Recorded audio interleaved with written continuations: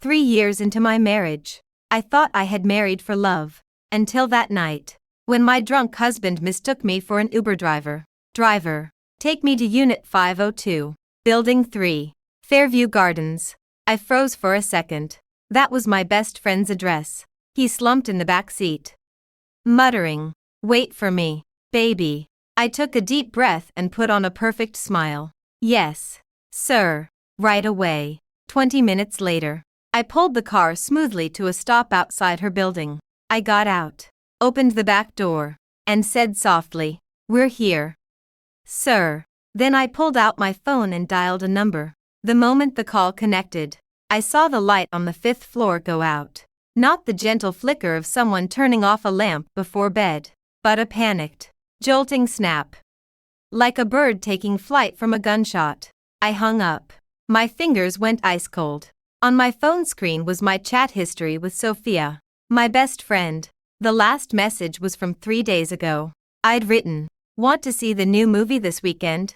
She'd replied, "Sorry, honey, I just got cast in a new show, and the set is super strict." A new show. I laughed. Was her so-called new show the 3-year performance of the innocent best friend she'd been putting on in my house? I didn't get out right away. Instead, I glided the car silently into a shadow across the street. From here, I had a clear view of that now dark window. I pulled out my phone again and dialed another number, one I only used for the worst work crises. "It's me." A gravelly, excited voice came through the line. "Emma. What brings you calling at this hour? Which celebrity crashed and burned tonight?" "Vulture Jake. I've got an exclusive for you." My voice was as calm as if I were discussing the weather. "Exclusive. I love exclusives." His voice shot up an octave. "Fairview Gardens, Building 3, 5th floor. Right now. What am I shooting?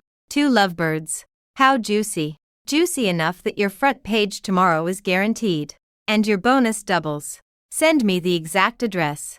My drone will be there in 5 minutes." He was practically screaming with excitement. I hung up and stared up at that black window. I knew they were in there right now, holding their breath like scared mice, thinking the danger had passed. In the back seat, Liam, my wonderful husband, was still breathing evenly, the scent of his cologne mixed with whiskey and another woman's perfume, making my stomach turn repeatedly. That perfume. It was the limited edition bottle I'd given Sophia for her birthday last week. She'd said she was going to wear it to meet the most important person in her life. Turns out that person had been sleeping next to me this whole time. I reached over and gently flipped back the collar of his suit jacket. A small tie clip encrusted with tiny diamonds lay there quietly. It was the gift I'd brought him back from Milan last month. He'd said it was too flashy, not his style, and now here it was. I pulled out my phone and took a clear close-up of the tie clip. Just then, a faint buzzing sound echoed overhead. I looked up. A tiny red dot circled in the night sky outside the 5th floor window. Vulture Jake's drone had arrived. I pushed open the car door. The night wind blew my long hair back and dried the last trace of moisture from the corners of my eyes. The game had begun. I didn't take the elevator. Instead, I climbed the 5 flights of stairs in my heels. The motion sensor lights in the hallway flickered on one by one as I walked, then off again behind me. It was exactly like my 3-year marriage with Liam, moments of light, but ultimately ending in darkness. I stopped in front of Unit 502. The door was ajar, leaving a thin crack. From inside came Sophia's voice, low and tearful. "Liam, what do we do?" That call was definitely Emma. She must have found out something. "Impossible." Liam's voice held a hint of drunken irritation. "That woman, all she cares about is work and me. She's as innocent as a blank sheet of paper. What could she possibly find out? It was probably just a check-in call. But what she said on the phone. What's she gonna do? Even if she finds out, she'll have to put up with it. She loves me more than anything. She couldn't live without me." There was nothing but contempt and arrogance in his voice. The cold smile on my lips grew wider. "Couldn't live without him. Liam. You never really knew the woman sleeping next to you." I raised my hand and didn't knock. I just pushed the door open. The creak of the hinges was deafening in the silent night. In the living room, Liam and Sophia froze like deer caught in headlights. Sophia was wearing an oversized men's shirt, the exact one Liam had put on that morning. Her hair was messy, her cheeks flushed, and she stood barefoot on the carpet, eyes wide with terror. Liam was shirtless, a towel slung loosely around his waist, holding a glass of red wine. When he saw me, the shock on his face lasted only a second before being replaced by anger and embarrassment. "Emma, what are you doing here? Were you following me?" he demanded, as if I were the one who'd done something wrong. I ignored him and looked past him at Sophia. "Hey, honey," I said with a smile. "Didn't you say the set was super strict? Is this your new show? A sex scene?" Sophia's face turned bright red. Her lips trembled, but she couldn't get a single word out. Just then, a blinding white flash came through the window. The drone's camera had gone off. Click. That ridiculous, filthy scene was captured forever. Liam and Sophia instinctively looked out the window. "What was that?" Liam roared. "That's the spotlight shining on your true love," I said slowly. Then I pulled out my phone and played a recording. It was my conversation with Vulture Jake from earlier. "Two lovebirds. Juicy enough that your front page tomorrow is guaranteed. And your bonus doubles." Liam's face drained of color completely. He lunged at me like a wild animal. "Emma, you crazy bitch. You set me up." I'd been expecting it and stepped aside easily. He stumbled, and the towel around his waist came loose. It fell to the floor with a soft thud. Another flash went off outside the window. This time, the camera was focused directly on my husband, the youngest vice president of a publicly traded company, standing there completely naked. Liam's scream was so loud it almost burst my eardrums. He scrambled to pick up the towel, looking as pathetic as a skinned dog. Sophia screamed too, grabbing a throw pillow from the couch to cover herself, as if that could hide her rotten heart. "Emma, turn that camera off right now." Liam wrapped the towel around himself and yelled at the drone outside the window. His eyes were bloodshot, burning with shame and rage. I crossed my arms and looked at him calmly. "Liam, when you ask someone for a favor, shouldn't you at least be polite about it? What the hell do you want?" He snarled through gritted teeth. "What do I want?" I laughed and walked toward him, my heels clicking on the hardwood floor like a death knell for his lies. "I don't want anything," I said, stopping right in front of him. I reached up and gently smoothed his messy hair, my touch as soft as a devoted wife's. "I just wanted you to know that even a blank sheet of paper can be used to draw something ugly." My fingers slid from his hair to his cheek, then finally rested on his lips.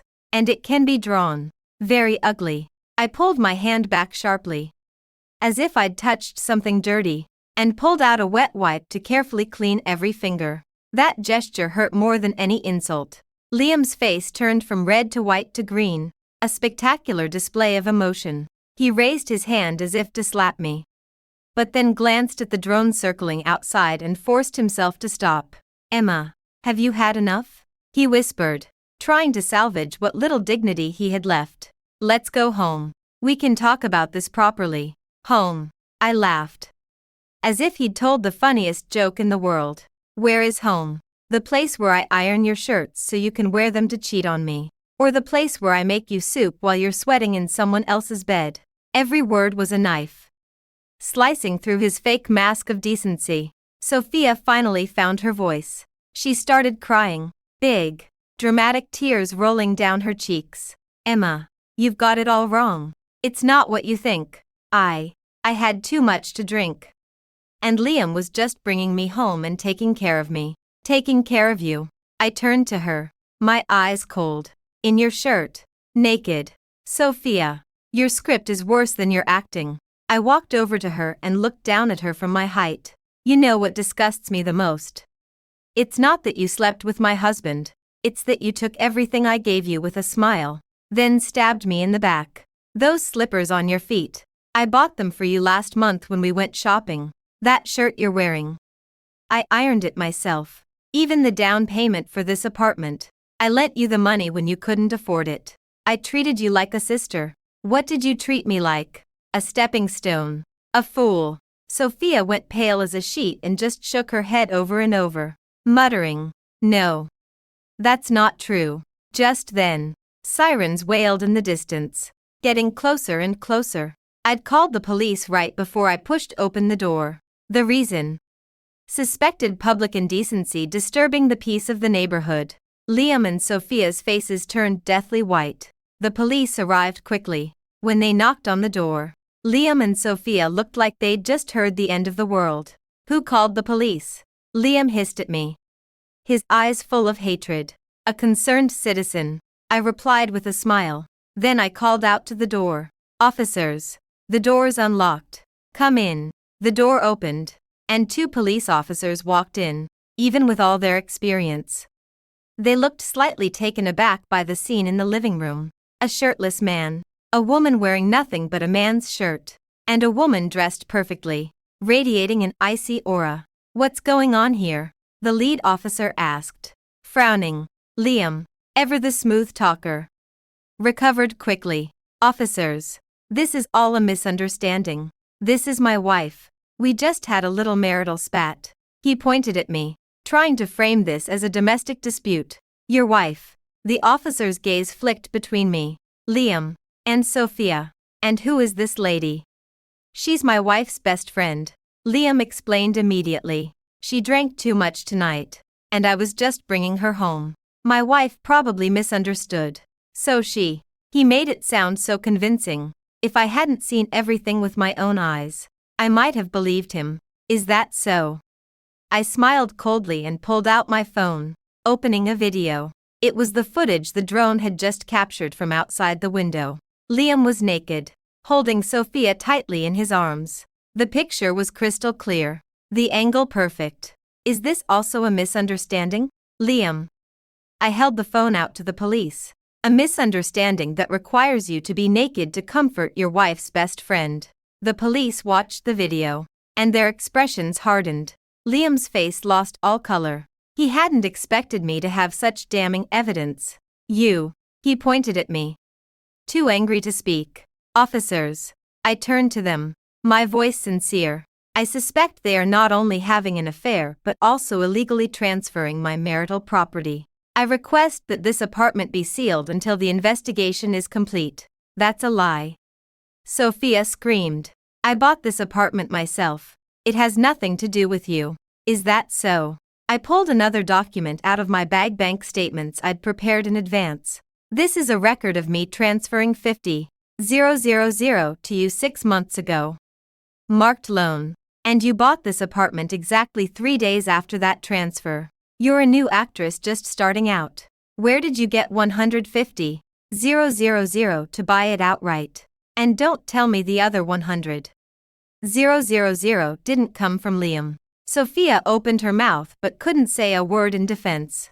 The police looked at the bank statements, and their expressions grew serious. "Mr. Liam, Ms. Sophia, please come with us to the police station to assist with the investigation." Liam panicked completely. He was a man obsessed with his image. As a vice president of a publicly traded company, if he was taken to the police station over this scandal, the company's stock would plummet tomorrow. "I can't go. I won't go," he almost shouted. "I'm afraid you don't have a choice," the officer said firmly, just as the 2 officers were about to take them away. I spoke up. "Wait a minute." All eyes turned to me. I walked over to Liam and looked at his face, once handsome, now twisted with panic. "Liam, I'll give you one more chance. Now, kneel and beg me." My voice was soft, but it hit like a bombshell in the living room.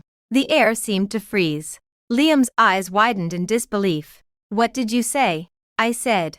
"Kneel and beg me," I repeated, my tone calm but unyielding. "Kneel and admit you were wrong. And I'll tell the police this was all a misunderstanding. I'll also delete all the photos and videos right in front of you. How's that for a deal? Seems fair, doesn't it?" I looked at him like a lamb about to be slaughtered. I knew his weaknesses, his pride, his career. They were the sword of Damocles hanging over his head.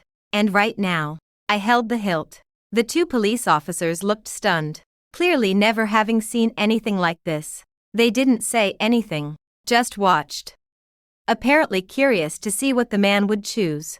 Liam's chest heaved violently. His eyes were filled with struggle, humiliation, and hatred. Kneel. For him. That was worse than death. Next to him, Sophia was terrified out of her mind. She tugged at Liam's arm, begging, Liam, please kneel.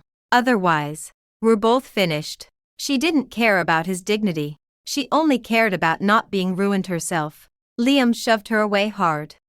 His eyes fixed on me with a murderous glare. Time ticked by slowly. I was patient. I even raised my wrist to check my watch. You have 10 seconds left. 10, 9, 8. My countdown was like a drumbeat, pounding on Liam's heart. When I got to 3, he finally broke. His legs gave out, and he fell to his knees with a loud thud. The sound of his kneecaps hitting the hardwood floor echoed through the room. That face I'd once been so in love with was now contorted with shame. I was wrong. He ground out between his teeth. Wrong about what? I pressed. I shouldn't have betrayed you. His head was bowed so low I could see his knuckles white with rage as he clenched his fists. And what else? I shouldn't have been with Sophia. Speak up. I can't hear you. I shouldn't have been with Sophia. He roared, veins popping out on his forehead. I smiled with satisfaction. Then, right in front of him, I pulled out my phone and pressed delete. There, all the videos and photos are gone, I said. A flicker of relief crossed Liam's face, but it was quickly replaced by burning hatred. He thought it was over. How naive. I turned to the police with an apologetic smile. Officers, I'm so sorry for wasting your time. This really is my husband, and we just had a little fight. Everything's fine now. The police looked at Liam on his knees, then at me. Their expressions complicated. Since it's a domestic matter, you two work it out yourselves, they said. Then turned and left. The door closed behind them. The three of us were alone in the living room. Liam stood up, his eyes like poisoned daggers, ready to tear me apart. Happy now, Emma? Not quite. I shook my head and walked over to Sophia. She scrambled backward in terror. I pulled a card out of my bag and threw it in her face. There's 50,000 on this card. The money I lent you. Now pay me back. With interest. I don't have any money. She wailed. No money. I laughed. Then go sell yourself. You're good at that, aren't you? With that, I turned and walked toward the door without looking at them again. I stopped at the threshold and looked back at Liam. Oh, and I almost forgot to tell you. The videos I just deleted. I made a dozen backups and sent them to several trusted media friends. And I set them to automatically publish in 24 hours. So if I'm not satisfied by this time tomorrow, I think photos of Liam the vice president naked will get a lot more clicks than the company's financial reports. Liam's face turned from red to a dead gray. He stood there frozen, like a statue with its soul ripped out. What did you say? His voice was hoarse, filled with disbelief. I said I set your naked photos to send automatically. I repeated. Every word clear and sharp. You know I used to work in crisis PR. I'm very good at leaving myself an out. After all, who knows if you'd push me down the stairs the second I turn my back. My words cut through him like a scalpel, laying bare his darkest thoughts. His pupils constricted sharply. I'd hit the nail on the head. Emma, what the hell do you want? He finally dropped the act, his voice trembling with fear. I don't want anything. I shrugged, looking innocent. I'm just a poor woman who was betrayed by her husband and best friend, trying to get a little justice for myself. What do you want? Money. The house. I'll give you everything, he begged, grasping at straws. I don't want your money. I shook my head. Your money is dirty. I walked up to him and pressed my index finger lightly against his chest. I want you to lose everything. I want you to be ruined. I want you to kneel in front of me and beg like a dog. My voice was soft, but it held a demonic promise. Liam's body began to shake uncontrollably. The look in his eyes was no longer anger, it was pure, unadulterated terror. He finally realized he hadn't messed with a gentle sheep. He'd provoked a lioness who'd been pushed to her limit. You're crazy. You're a lunatic. He muttered. Yeah, I'm crazy. I smiled brightly. You two drove me crazy. I pulled my hand back and looked around the room. It had once been filled with laughter and happy memories with Sophia. We'd done face masks together, gossiped together, planned our futures together. Now it reeked of betrayal. Sophia. I looked at the woman cowering in the corner of the couch. Tomorrow, I want to see your apology on every media outlet. Handwritten. 1,000 words. Explaining in detail how you seduced your best friend's husband and destroyed her family. And if I don't see it. I paused and threw a stack of photos at her feet. They were pictures of her and a fat, middle-aged man in a hotel room. The man was the producer of her first movie. I think Mr. Carter's wife would be very interested in these photos. Sophia's face turned white as a sheet. This was the secret she'd tried hardest to hide, the dirty deal that had gotten her into the entertainment industry. She never thought I'd found out about it. How did you get these? She stared at me in horror. The only way to keep a secret is to never have done it in the first place, I said coldly. Then I left, ignoring the two broken people behind me. The click of my heels on the floor was crisp and determined. Outside, the cold night wind hit my face, but it made me feel more awake than ever. I pulled out my phone and canceled all the automatic sends to the media. Did I really want to send his naked photos out? Of course not. That would only make people laugh at me. Call me a sad woman who couldn't even keep her own husband. What I wanted was to break their hearts. I wanted them to live in constant fear, waiting for that sword hanging over their heads to fall. I started the car and drove away from Fairview Gardens. Halfway there, my phone rang. It was Liam. I didn't answer. He called again and again, relentless.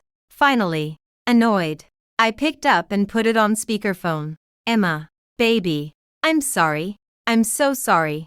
His voice was thick with tears and desperation. Please, give me another chance.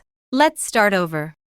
Okay. I said nothing, just listened. Where are you? I'll come find you. We need to talk. Where am I? I laughed softly and glanced at the road sign. I'm on my way to the county clerk's office. They open at 9 tomorrow. We'll be first in line. Won't that be nice? Then you can go run off with your true love without any delays. I hung up and blocked his number. Hanging from the steering wheel was a small hand-sewn Teru Teru Bozu, a traditional cloth doll I'd made myself for our first, and I took it down, opened the window, and threw it out without a second thought. The next morning, at 8:50, I arrived at the county clerk's office right on time. The sun was bright, almost too bright. I put on my sunglasses, hiding half my face and the exhaustion and resolve in my eyes. At 8:59, a black Porsche screeched to a stop in front of me. The door flew open, and Liam stumbled out. He hadn't slept all night. His eyes were bloodshot, his hair a mess, and he was still wearing the wrinkled shirt from the night before. There was no trace of the polished vice president left. Emma. He ran toward me, trying to grab my hand, but I stepped back. Don't touch me. My voice was ice cold. I won't divorce you. I'll never agree to it. He screamed, drawing stares from the people around us. You won't. I pulled a thick file out of my bag and slapped it against his chest.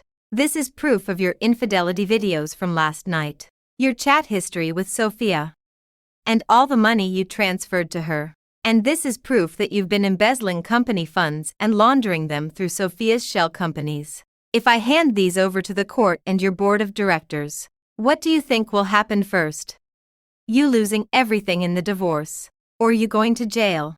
Liam stared at the file, his legs giving out beneath him. All his pride and composure had crumbled in the face of my overwhelming evidence. When did you? He stared at me in disbelief. Every time you came home late smelling like another woman's perfume. Every time you smiled at your phone and said you were reading work emails. Every time you said you were working late and didn't come home all night. Liam, did you really think I was that blank sheet of paper? I just didn't bother calling you out on your pathetic lies. The doors to the county clerk's office opened slowly. Let's go, I said. Don't keep the people behind us waiting. Liam followed me inside like a puppet. The divorce process went surprisingly smoothly. When the clerk asked if we were sure, I said yes without hesitation. Liam said nothing the entire time, his face gray and lifeless. The moment I held the divorce papers in my hand, the weight that had been on my chest for 3 years finally lifted. I let out a long, deep breath. Outside, the sun felt warm on my skin. "Now you can leave," I said to Liam, but he suddenly looked up, a strange, malicious glint in his eyes. "You think you won, Emma. You think getting divorced and taking some money means you're safe. I'm telling you, the game has just begun." He pulled out his phone and dialed a number. "Mr. Carter, it's Liam. Yeah. About the West Side Land Development Project. I accept your terms, but I have one condition. I want you to terminate all contracts with Emma's PR firm immediately, and I want you to use all your media resources to blacklist her. I want the name Emma to disappear from this entire industry." Why? I froze. The West Side Project was the biggest account our company had this year. I'd pulled countless all-nighters to win it. And Mr. Carter was famous for being ruthless and holding grudges. Liam was trying to destroy my career. He knew my work was my other half. He didn't just want to ruin my marriage, wanted to ruin my entire life. How cruel. My ex-husband. When I got back to the office, the atmosphere was already wrong. My coworkers looked at me with a mix of sympathy, pity, and schadenfreude. My boss, a middle-aged man with a receding hairline, called me into his office. "Emma," he said, rubbing his hands together awkwardly. "Mr. Carter just called. He's terminating the contract." "I know," I replied calmly. He looked surprised that I'd already heard. He also said, "As long as you're here, we'll never get another contract from him again." "So what's the company's decision?" I asked, already knowing the answer. "Emma, you've been with us for 5 years. Everyone knows how good you are. But the company has to survive. I can't risk losing Mr. Carter over one person." "I understand." I nodded and pulled out a resignation letter I'd already prepared, placing it on his desk. "This is my resignation. I'd rather leave with dignity than be thrown out." He looked at the letter and sighed with obvious relief. That's probably for the best. Don't worry. We'll pay you this month's salary and bonus in full." I smiled and said nothing. I walked back to my desk. The team I'd built from scratch all kept their heads down, too afraid to look at me. Only a new intern, a young girl who'd just graduated, came over with red eyes and handed me a cup of hot water. "I believe in you, Emma," she whispered. I patted her shoulder, feeling a small flicker of warmth in my chest. I packed up my things. It didn't take long, just one box. I carried it out of the office where I'd worked for 5 years. At the door, I looked back one last time. All the glory and success were just memories now. I was the laughingstock of the entire industry, a failure who'd been blacklisted by her ex-husband and a powerful client. I stood on the sidewalk, surrounded by the rush of people, and for the first time, I felt lost. My phone buzzed. It was a message from Sophia, a photo of her and Liam, smiling happily. He had his arm around her, looking triumphant, and she was leaning into his chest like the victor she thought she was. The caption read, "Thank you for bringing us together." Then came a video. It was Sophia reading her handwritten apology letter. She cried as she spoke, painting herself as an innocent victim who'd been swept away by love. At the end, she bowed deeply to the camera. "I'm so sorry, Emma. I hope you can forgive me." What a performance! The tears, the timing, the tone perfect. Anyone watching would have felt sorry for her. The video went viral within minutes, trending on every social media platform. National best friend falls in love pour Sophia. The comments were full of sympathy for her and hatred for me. The bitter ex-wife. "Emma is so cruel. She should just let it go. Yeah, she already apologized. What more does she want? Cheating is wrong. But she seems so sad. It must be true love." Liam had destroyed my career. Sophia had destroyed my reputation. Together, they'd thrown me into hell. I looked at the disgusting comments on my phone and laughed. I laughed until tears streamed down my face. You think this is over? No. This was just the appetizer. The main course was still to come. I wiped my tears and called a taxi to the most exclusive private club in the city. There was a charity gala there tonight, hosted by none other than Mr. Carter, and I was going to give him a gift that would send him and Liam straight to hell. The charity gala was a sea of beautiful gowns and expensive champagne. I wore a simple black evening dress and moved through the crowd like a ghost. No one recognized me, or rather, no one wanted to be associated with me right now. I found Mr. Carter. He was surrounded by a crowd of people, smiling and laughing. He was in his 50s, overweight, with thinning hair. It was hard to believe this man controlled half the real estate in the city. I picked up a glass of champagne and walked slowly toward him. Mr. Carter, I said with a smile, raising my glass. He looked at me, confused. And you are? I'm Emma. I introduced myself. The moment the name left my lips, the atmosphere around us turned icy. Mr. Carter's face darkened. What are you doing here? He asked coldly. I came to give you a gift. Mr. Carter. I pulled a small USB drive out of my purse and placed it on the table in front of him. What's this? He frowned. It has some interesting information about the West Side land parcel. I whispered in his ear, like the high-pressure natural gas pipeline running right under it. Mr. Carter's pupils dilated sharply, and like the suburban villa Liam gave to director Lee last week to get the project approved. His face turned completely white. These were the project's deepest secrets. If they got out, not only would the project be cancelled, but everyone involved would go to jail. How do you know about this? His voice trembled. Mr. Carter, you forget what I do for a living. I smiled. I'm in crisis PR. I'm very good at digging up secrets people don't want found. What do you want? He stared at me, his eyes filled with murderous intent. I don't want anything. I took a sip of champagne. I just want to be friends. I want you to reinstate the contract with my company immediately, and I want you to lend me all your best media resources. In return, this USB drive and everything in my head will disappear forever. Mr. Carter's face was a storm of emotions. He was weighing his options. I knew he'd agree. Compared to his freedom and fortune, Liam was nothing. Sure enough, after a few seconds, he nodded. Fine, I agree. He ground out. Pleasure doing business with you. I smiled and clinked my glass against his. Then I turned and walked toward the stage. Tonight's gala had a special segment. A live video call with Sophia to thank her for her charitable contributions. Liam had arranged it to boost her career, and now that stage would be my second gift to her. The host's cheerful voice rang out. And now, let's give a warm welcome to the beautiful and kind Ms. Sophia. The big screen lit up with Sophia's face, perfectly made up. She was wearing a white dress, sitting in a cozy room with bookshelves and flowers in the background. Hello everyone, I'm Sophia. She smiled and waved at the camera. The crowd applauded.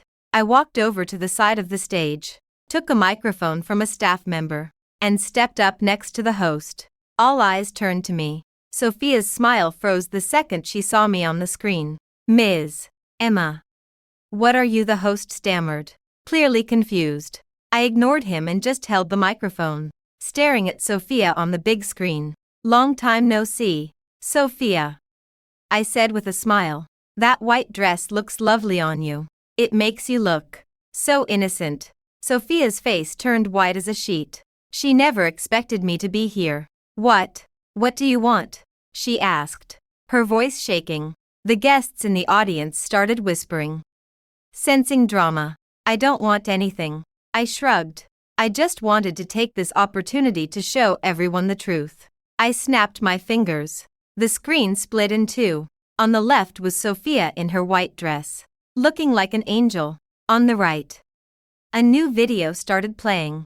It was the video I'd recorded on my phone the night before. In that messy living room. Emma, you've got it all wrong. It's not what you think. I had too much to drink. And Liam was just bringing me home and taking care of me. Then my cold voice. In your shirt. Naked.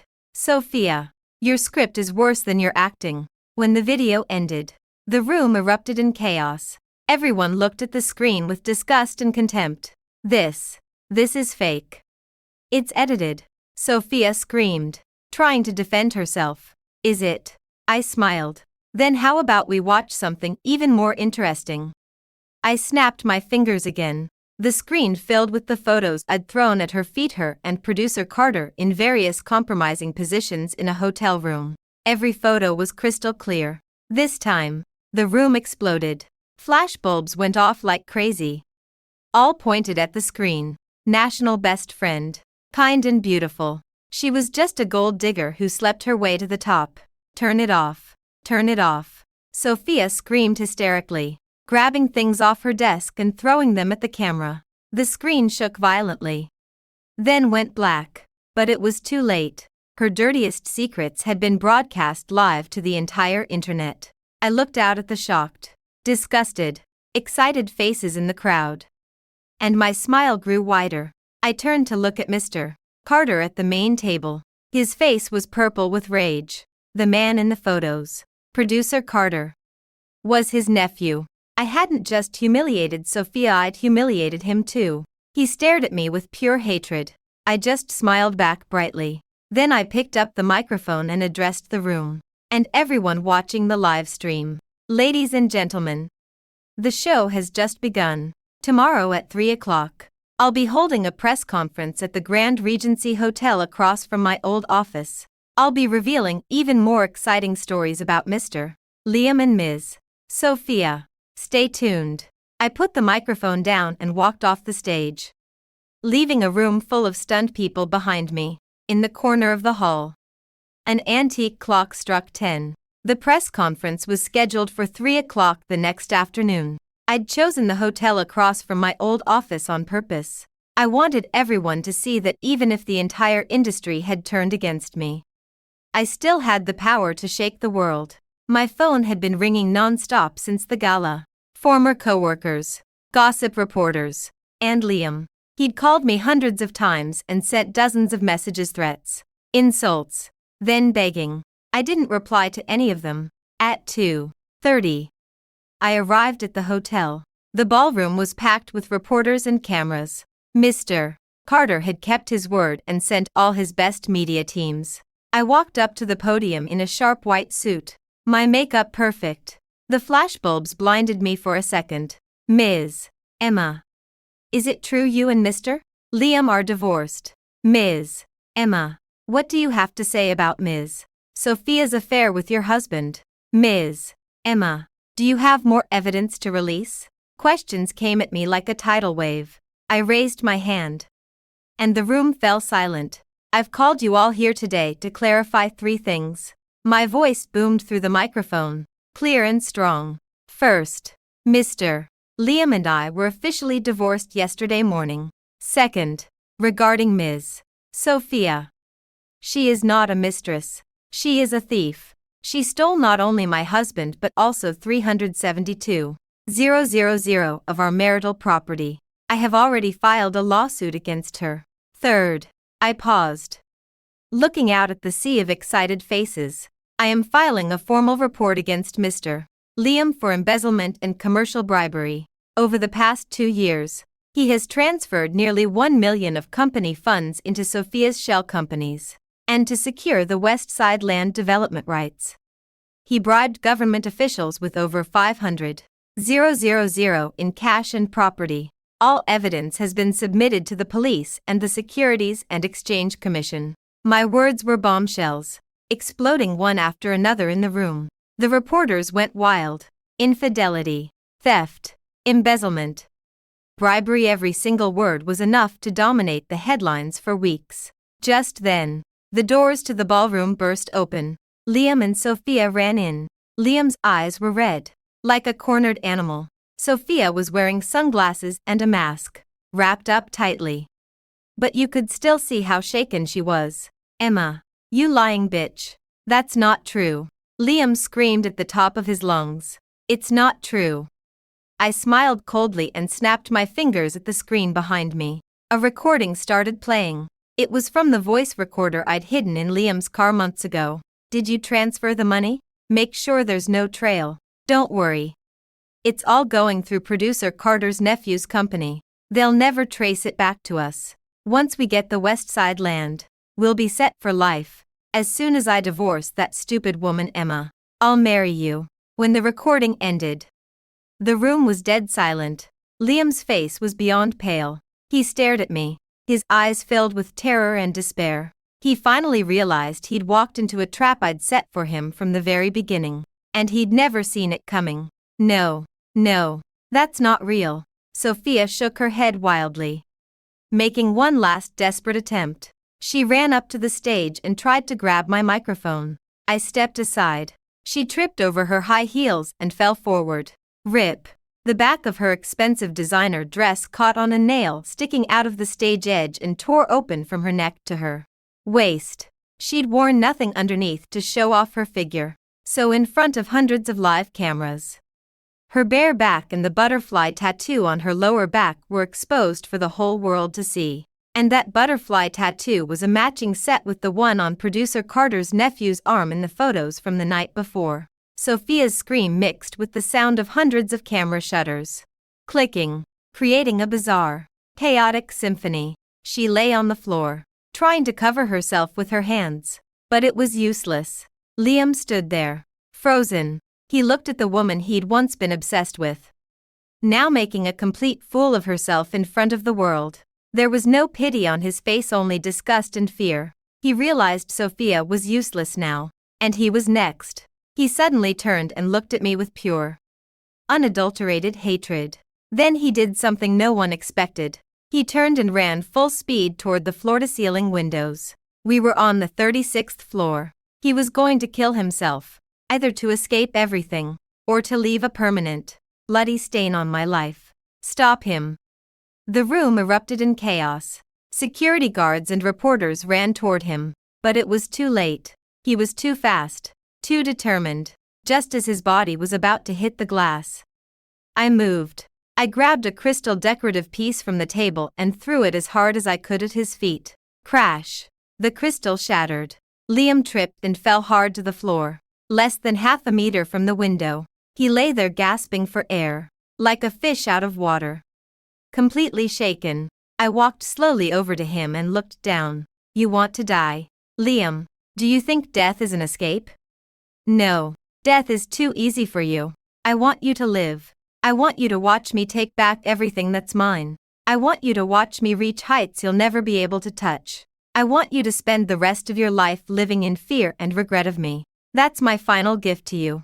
I too ran away from him and walked over to Sophia, who was still lying on the floor, shaking with shame and fear. I knelt down and took off my suit jacket, draping it over her to cover her last bit of dignity. She looked up at me through her tears, confused. Why? She whispered hoarsely. No reason. I stood up and said calmly, I just wanted you to remember who gave you your last piece of clothing today, and who stripped away all your lies. I turned and walked out of the ballroom, under the watchful eyes of everyone. Outside, the sun was shining brightly. My phone rang. It was Mr. Carter. Ms. Emma. The board just voted unanimously to remove Liam from all his positions. We'd also like to formally offer you the position of head of our new PR department. Salary and title are entirely up to you. I hung up and looked up at the clear blue sky. Then I pulled out my phone and posted a picture to my social media. It was a photo of my back, standing in front of a floor-to-ceiling window with the entire city spread out behind me. The caption was just 2 words. Hello.